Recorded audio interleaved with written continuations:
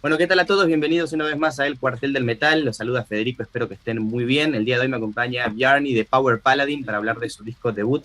Hello, Bjarni. I hope I'm pronouncing your name correctly. If not, you will correct me if you... No, it doesn't matter. I'm used to it Okay. by now. How is it correctly pronounced? Bjarni. Bjarni, okay. It's the R that gets most people. Okay, sorry for butchering the name a bit there, but I intend well, and of course Yeah. we're here to chat about your new music. Of course, gearing up for the release of your debut album with the Magic of Windfire Steel, out on January the 7th. So first of all, how are the expectations that you have concerning the release of the album? Mm, not really. I don't think we have that high of an expectations. Like this came, getting signed by Atomic Fire and everything. That just kind of came out of nowhere. We had just been doing this on our own, just working steadily at it for like 2 years or so, with breaks, doing concerts and stuff like that. And then when we had finalized the album, when we were basically just ready to upload it on Spotify, uh, Marcus from Atomic Fire just contacted us via email and just asked us if we wanted to just have a meeting, basically just a casual discussion about like what we wanted to do, and so we kind of eased into this like really slowly. This didn't just like contract and play live and everything. It's just been going on for quite a while, so we've been eased into this a bit slowly. So it's still kind of unreal, uh, but we're kind of getting used to it a bit, I think. But yeah, but the whole like concert scenario and everything, that's just frozen because of COVID. So Sure. we're just focusing on releasing the album. Okay. And just to shine some light on you guys, for those that aren't familiar with the band still, even though we did a review here of the new album, I love the record myself. Oh, thank you. So the name Power Paladin came after a change. You were previously called Paladin a few years ago. Would Yeah. you care to maybe shine some brief light on the band's career through the years? What were your main highlights through these years that have passed, in your opinion? Uh, like the original name, Paladin. It was like before we formed the band, the idea for the name Paladin had come up because Atli was actually the singer, was looking online and like double checking. He couldn't believe that there wasn't a band called Paladin. So like right from the get go, we were just like, okay, that band is called Paladin. And then like when we're almost done with the album, there's this American power metal band called Paladin that just released their album. So it was like, oh no. And then we just, okay, let's just slap power in front and be done with it. So we just kind of decided on going that way. Yeah. But yeah, we've been playing just locally in Iceland. We haven't gone and touring in Europe or anything, basically because we're just an unknown band at the moment. So but we've been playing at Eistnaflug, which is a local metal festival in Neskopstaður, Icelandic Airwaves, Northern Punk. We were just playing at the Antichrist Festival on Friday. And yeah, right before lockdown, I think the country is basically just locking down again now because of the Omicron virus. So we just made this. I think that's the first concert we were able to play in like 10 months or something. Wow. So yeah, we've been basically just sitting on our asses, just doing rehearsals and the bare minimum, which is probably the case for almost everyone at the moment. Sure. Yeah, well, but fortunately you keep, active with lots of content. Of course, the new album just around the corner. So let's start discussing this new album, if that's okay with you. Sure. Well, in my opinion, it's kind of an ode to everything that makes power metal glorious. I think it's a truly enjoyable record for fans of this music genre. So I know some of these songs came from beforehand. Could you tell me how this album was finally put together? Basically, it's just been since we started in roughly 2017.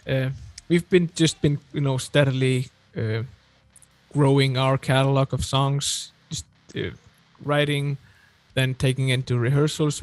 Like our writing process is usually that either Atli or Ingi like make a bare track or like a simple idea with the rough melodies, and then we take it into rehearsal space, and then we play around with it. See, does this make sense? Is this fun? Like, do we enjoy playing it? That's a huge factor of it, because there are a couple of songs that we might have liked, but we just didn't enjoy playing them, so we just threw them out.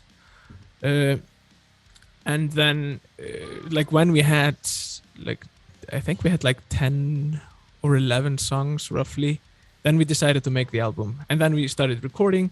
And then 2 of those songs, when we recorded them, we noticed these songs aren't fun, so let's not put them on the record. So it's like it's not a. We've been fairly lucky, I think, with the songs that we've made, but there are, of course, always some songs that don't make the cut. So yeah, it's just been a steady pace of just rehearsing and all that. Cool. So kind of a selection of the best that you already had. In a way. Yeah, cool. And concerning the songs, but I really like how the fantastic attention to hooks and choruses that you have brings a lot of kind of rhapsody vibes to the music. In my opinion, like in Ride the Distant Storm, for example, simple chord progression, but absolutely epic vibe to the chorus itself. And the music, of course, even though it's got a lot of nuances to it. So what's the main focus that you guys establish while writing a song? To why do you pay attention the most? I think it's usually the melody. It's if the hooks and the choruses and the verses aren't catchy, and if they don't capture you, then it's not a fun song. I think the odd exception to this is maybe Dark Crystal, because it doesn't have this super the verse especially isn't super catchy, but it's more like a drive than catchy. But then the chorus comes in, which is this sing-along chorus to this much harsher song than most of the others. So I think definitely if we got a cool chorus and a verse, then we can just play around, just add chapters and do this and that in between, and we've done that a bit, into the Forbidden Forest, which has this orchestral midsection. Yeah, that's an epic part. Yeah. So yeah, we basically just add until we're satisfied with the song, or subtract. You never know. Nice. Yeah. Well, totally agree. Lots of great melodies throughout the record that we can appreciate. And well, you guys already have 2 official singles out there, Righteous Fury and Craven the Hunter. Love the music video for the second one, by the way, really entertaining to watch. So how was the choosing of these 2 singles for you guys? Maybe did the guys from Atomic Fire lend their opinions? Did you decide that you wanted to go with those 2, and well, why? We already, basically before we got in contact with Atomic Fire, we had released Craven on Spotify, but in the process of releasing the album, we took it down again because of all the PR promotions and everything. So Craven was always the choice, because it's kind of I think it's one of the more accessible songs on the record. So I think that was a no-brainer. But Righteous Fury, that was Atomic Fire was really fond of that and thought it maybe describe the album probably a bit better than Craven does, because to establish it as a power metal record. Yeah, kind of a faster track maybe there too. Yeah. So once you hear that, then you're oh, it's definitely power metal. Yeah, kind of shows, even though it keeps some surprises for the rest of the record as well. And well, before reading the press release that the label sent me, the main thing I was thinking after finishing listening to the record is that the album could really use a ballad, but you keep the door open for the inclusion of a possible ballad in a chapter 2. Yeah. So can you tell me something about that? opinions. Because is that chapter 2 already in the making, maybe, and to what extent will it be related to the first album? We have some material. We haven't had time to work on it that much because we're just in the midst of releasing the album. It's like once the album's released, I think like the interviews and all that is gonna calm down a little bit, so we might start to work on more on new material, but it's like we haven't still managed to play the whole album at a concert yet. So there's one song that we still haven't never been able to play. So we're getting you get kind of tired of playing some songs like when you play them over and over again. When we get tired of rehearsing them, then we're definitely gonna start looking at new material. Cool. Okay. Great. And another thing that I read about you guys that I was really curious about, I love that you make sure of stating that you're making uplifting music in a land where everything is kind of doom and gloom as well. So I wanted to ask you, how did that feel throughout these years, and how have you seen the reaction maybe from the metalheads in your hometown, maybe more used to listening to extreme metal, you know? Oh, the reception here has been really nice. We have like a monopoly on power metal in Iceland.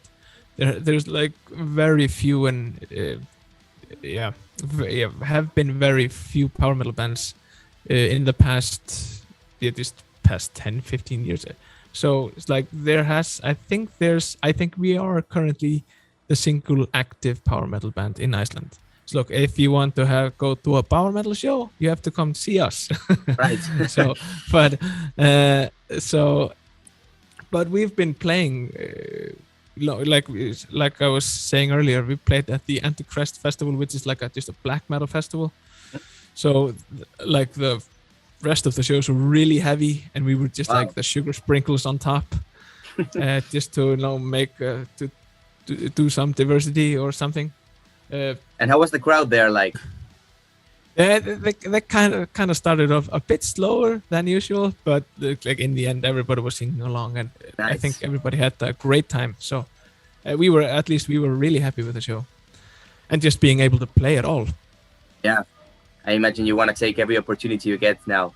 So well, maybe it's kind of you're kind of setting the bar for power metal bands to come there.